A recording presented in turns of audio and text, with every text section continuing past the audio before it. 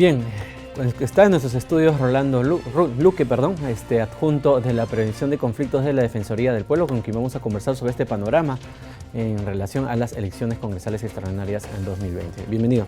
Muchas gracias. ¿Qué tal? Bien, existió ya de por medio una reunión conjunta entre el sistema electoral y la Defensoría del Pueblo en el panorama de las próximas elecciones congresales 2020, ¿no? ¿Cuál es el desarrollo de la institución, en este caso de la Defensoría, en este contexto? Sí, fue una iniciativa del Defensor del Pueblo, acogida inmediatamente por el presidente del Jurado Nacional de Elecciones, y esa reunión se produjo la semana pasada con todas las instituciones del sistema electoral. Cada quien desarrolló en pocos minutos cuál era el trabajo que venían desarrollando. En ese punto me parece bien importante destacar que el actor fundamental en un proceso electoral es el ciudadano, las ciudadanas y los ciudadanos, y en consecuencia deben estar plenamente informados de cada paso que da el sistema electoral, porque de esa manera vamos transmitiendo confianza y esa es la garantía fundamental en un proceso electoral para que las cosas salgan bien. Entonces, de esa reunión yo sentí que salió fortalecida la confianza en el sistema electoral, cada quien sabiendo las obligaciones que tiene. El jurado fiscaliza y administra justicia en materia electoral, OMPE organiza, el RENIEC se encarga del padrón electoral, y hay otras instituciones alrededor que colaboran, coadyuvan con el proceso electoral desde el primer momento hasta que se obtienen los resultados, ¿no es cierto? Y esas instituciones son el Ministerio Público también, para efectos de las denuncias penales que se puedan presentar por ilícitos o cometidos en materias electorales, igualmente la Policía Nacional, las Fuerzas Armadas, y una institución también como la Defensoría del Pueblo, que desde fines de los 90 supervisa los procesos electorales para garantizar que los derechos políticos de los ciudadanos sean respetados. Esta cohesión de instituciones públicas viene con la relación de que estamos en un proceso extraordinario con un cronograma bastante corto, ¿no? Entonces, ¿implica de repente un mayor esfuerzo de parte de las instituciones? Desde luego, es decir, este acercamiento lo que hace es potenciar las capacidades profesionales, institucionales de cada una de las entidades reunidas en esa ocasión, ¿no? Porque efectivamente, como usted lo dice, este es un proceso electoral excepcional. Tiene características muy particulares. Recordemos que proviene de una decisión de haber disuelto el Congreso de la República y, en consecuencia, en ese momento las tensiones políticas estuvieron al máximo. En segundo lugar, constituye un desafío para las organizaciones políticas que en tiempos muy cortos puedan organizar sus listas, recuperar su capacidad organizativa para enfrentar la campaña electoral.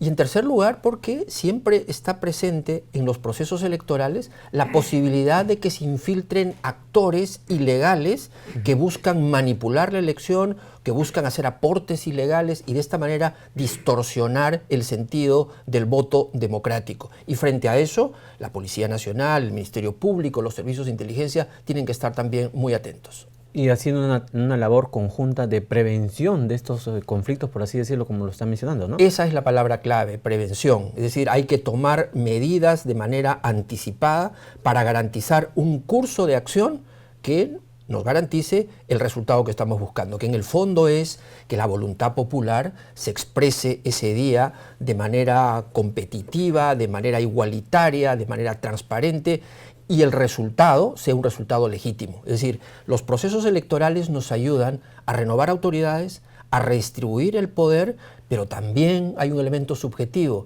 que es recuperar o fortalecer la fe en las instituciones democráticas. Y desde ese punto, desde la experiencia de la Defensoría, ¿cómo han visto el desarrollo en los últimos procesos electorales el tema de los conflictos? ¿Cómo se han estado manejando y cómo se han ido desarrollando? A raíz de que en el último proceso, en el 2018, el jurado sacó un reporte en el que, digamos, había habido una incidencia menor en relación a anteriores procesos. Sí, yo creo que históricamente, a partir de las elecciones de la transición política del año 2001, el sistema electoral solo ha venido fortaleciéndose. Es decir, las elecciones que organizan cada vez son mejores y no hay dudas sobre los resultados, independientemente de algunos casos que se puedan presentar a nivel nacional, ¿no?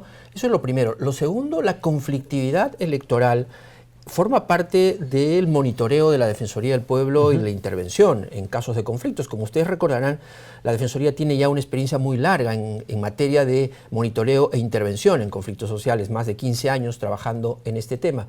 Y en el caso concreto de los conflictos electorales, por lo general son, en este tipo de elección general, dos las causas que producen conflictividad. Por un lado, el haber perdido el principio de neutralidad. Cuando los militantes de un partido advierten que hay servidores públicos que están usando recursos públicos o que declaran a favor o en contra de un candidato, genera una inquietud, unas movilizaciones y eventualmente pueden producirse enfrentamientos entre grupos de militantes o entre partidos políticos. Y en ese contexto, ¿cuál es la posición de la Defensoría? ¿Cuál es la exhortación que hace la Defensoría? Mire, exhortaciones preventivas a que esto se mantenga en los niveles de respeto a las normas en principio. Es decir, el principio de neutralidad lo que cautela es que la competencia sea igualitaria.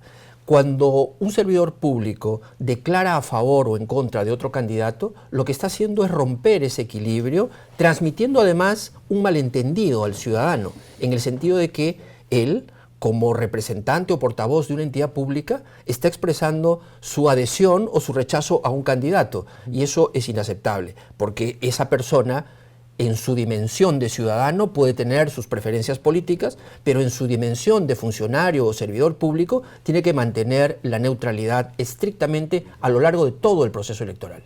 Y en este contexto de las elecciones, el ciudadano se preguntará cuáles son las funciones principales que realiza la Defensoría, porque obviamente los vemos en los procesos, ¿no? Pero ¿cuáles son esas funciones? Mire, nosotros, aparte de tener un plan de despliegue de nuestras 38 oficinas a nivel nacional para tratar de estar en la medida de lo posible en los locales de votación, y aprovecho esta entrevista para recordar que todavía no se nos han remitido los recursos necesarios que la Defensoría debe disponer para garantizar ese despliegue a nivel nacional, pero vamos a estar de todas maneras supervisando. En segundo lugar, la defensa de los derechos políticos de los ciudadanos. Por ejemplo, nos preocupa especialmente en cada elección la situación de las personas con discapacidad. Hay que instalar esas mesas en el primer piso de modo que la accesibilidad sea fácil. En caso de que se trate de personas que no están registradas como personas con discapacidad y su mesa estuviera ubicada en un piso superior, el presidente de la mesa tiene que tomar la decisión de bajar hasta el primer piso y facilitar el voto de estas personas. Nos preocupa también que las personas que pertenecen a grupos considerados vulnerables como los pueblos indígenas, por ejemplo, en el caso de la Amazonía, las dificultades de desplazamiento para llegar hasta centros de votación es muy alta. Nuestros compatriotas de los pueblos Asháninka, Ashipibos, Machiguengas, etcétera, se desplazan por río muchas horas, a veces días, para llegar hasta el lugar de votación. Entonces, tiene que haber una preocupación por ubicar de una manera equidistante a las comunidades y facilitar este acceso al voto.